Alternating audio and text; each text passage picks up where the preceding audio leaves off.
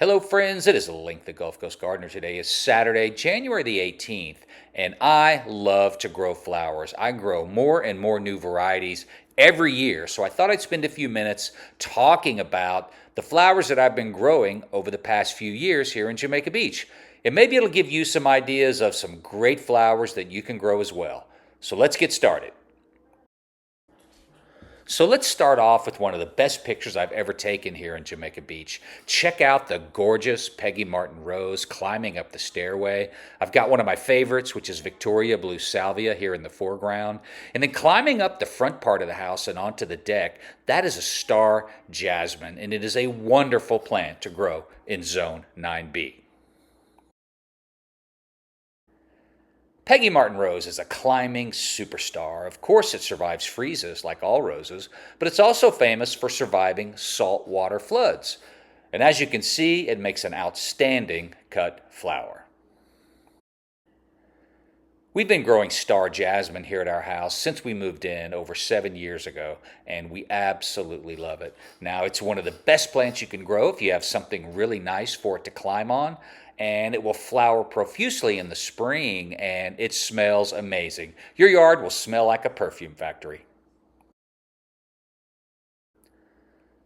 Well, I love growing salvia, and Victoria Blue Salvia is one of my favorite varieties. This guy takes full blasting hot sun, it comes back from freezes, and the pollinators absolutely love it. If I could only grow one plant, it might be Victoria Blue Salvia.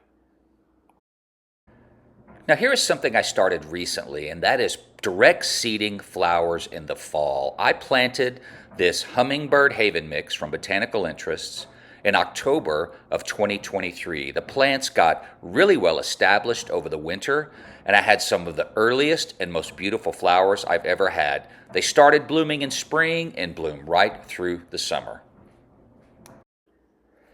Now, one of the varieties in Hummingbird Haven was Delphinium. I've never grown these before, but my goodness, how beautiful. Absolutely love these flowers. Now, there was a whole bunch of other varieties in there, like phlox and things I didn't even identify, but growing a flower mix in the fall is fantastic. Part of that flower mix was hollyhocks. I'd never grown those before either, and look how beautiful. I could not have been any happier with these hollyhocks. All different colors. They were anywhere from 4 to 6 feet tall. The pollinators absolutely loved them, and I will grow hollyhocks every year. Now, while this isn't a flower, it certainly is a byproduct of the flower garden. This is actually a dead hollyhock stem that I left in the garden, and the idea is that the local bees and wasps would use it to build a nest and lay more eggs. Now, this is a gorgeous red and black carpenter wasp. It is a native wasp. They are very passive. They are not interested in people whatsoever. Their main goal in life is to find a nest and then lay a bunch of eggs. And these guys are excellent predators for the caterpillars and other critters that actually will do damage to your garden. So leave some of those plant stems in place and support the local bees and wasps. Now, some people think the common violet is a weed, but I love them. It is a native flower to a large part of the United States, and it's also the host plant for several varieties of fritillary butterflies, and it makes a beautiful flowering ground cover. Another plant that I grow specifically for butterflies is passion flower vine. This is the host plant for the Gulf fritillary butterfly. It's also cold and freeze tolerant here in our Zone 9B. So once you get it established, it will come back year after year. Now, the butterflies are absolutely beautiful, as you can see. This is a Gulf fritillary butterfly. And if you have a nice stand of passion flower vine, you will have hundreds of butterflies to enjoy throughout the summer.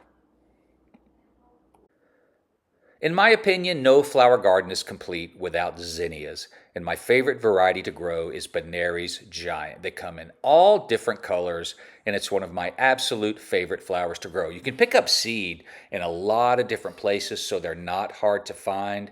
But best of all, they are one of the absolute best cut flowers you can grow. These zinnias keep up to 2 weeks in a vase. Now, speaking of plants that pollinators love, borage is one of their favorites. And this flower flies under the radar a little bit. A lot of people don't know about it, but it is super easy to grow from seeds. And look how beautiful and unusual these flowers are. So maybe try some borage this year. Now, this is bird of paradise, and we started growing these 7 years ago when we first moved to Jamaica Beach. And I must say, this may be the toughest plant I've ever grown. It requires really no maintenance at all once it's established.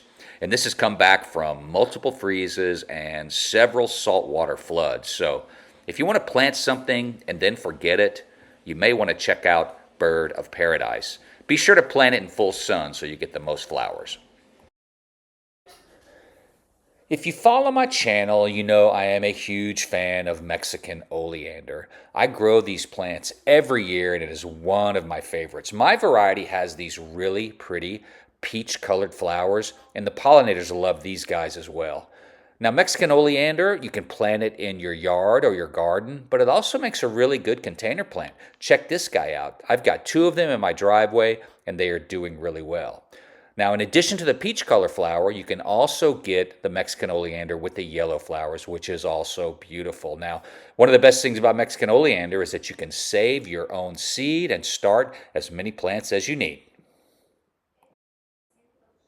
Now, people often do not think of dill as a flower, but bouquet dill makes one of the most beautiful flowers you can grow. And the pollinators absolutely love dill flowers. And best of all, dill is a host plant for swallowtail butterflies. So this is the second mix of flowers that I planted in the fall of 2023, and this was a Texas-Oklahoma flower mix. And the first things that popped up in the spring was this gorgeous stand of orange poppies. The poppies bloomed for several weeks, and when they were done, many more varieties popped up. Check these beauties out. We've got some black-eyed Susan, and we also have some golden wave coreopsis, and the pollinators really did love these flowers. Check out this close-up of golden wave coreopsis. It's also a Texas native, so these will come back year after year. Black-eyed Susan is an old-time wildflower. They're really easy to grow, and they are oh so pretty. I must say, however, that Monarda citriodora, also known as lemon mint, was my discovery of the year. This flower is phenomenal. It is so pretty.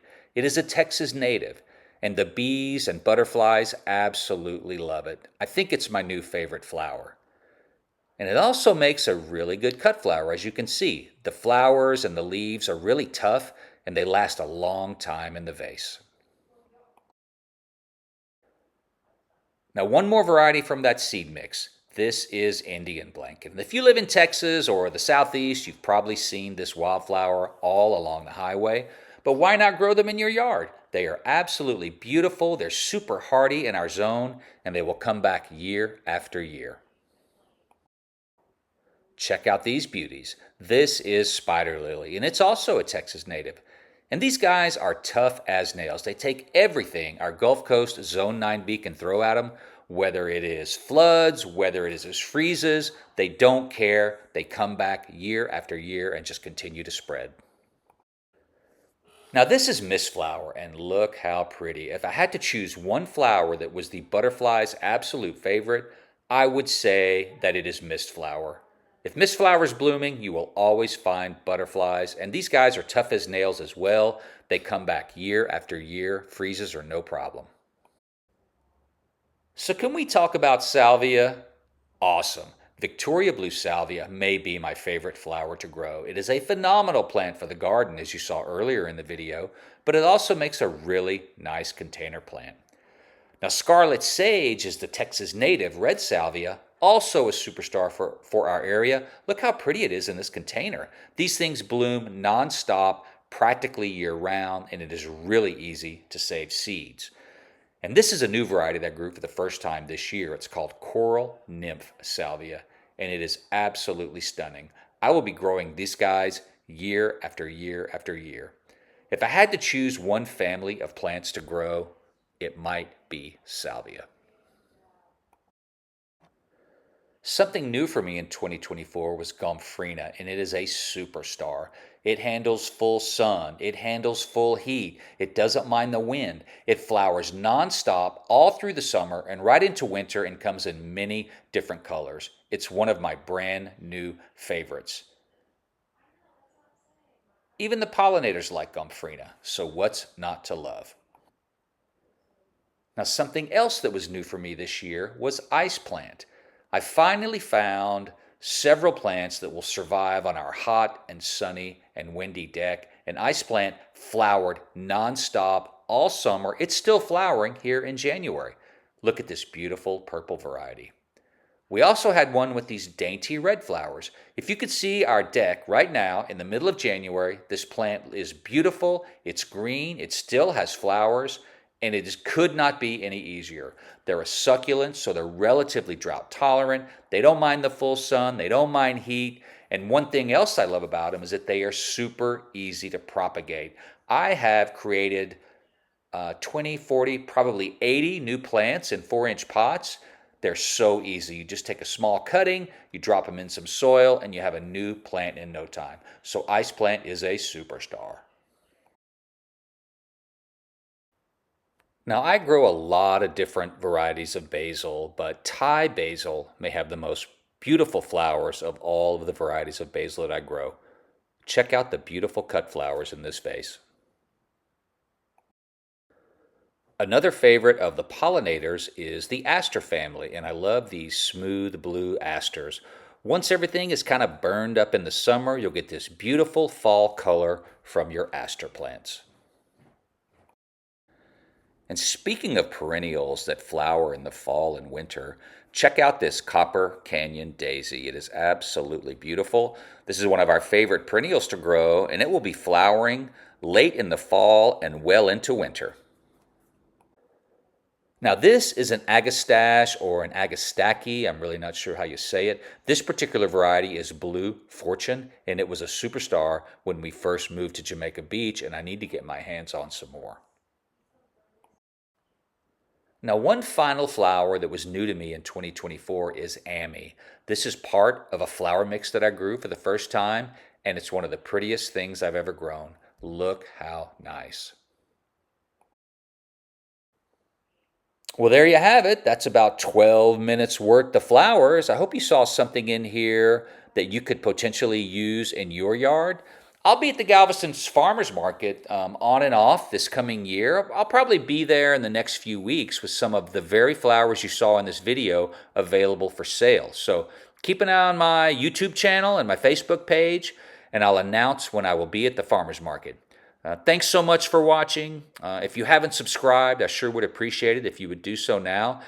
Give this video a like. If you have any questions or comments, please comment under the video. I love to interact with the folks that watch my videos. And if you have friends that like to garden, I'd appreciate it if you would share my YouTube channel with them. Thanks again for watching, and have a great day.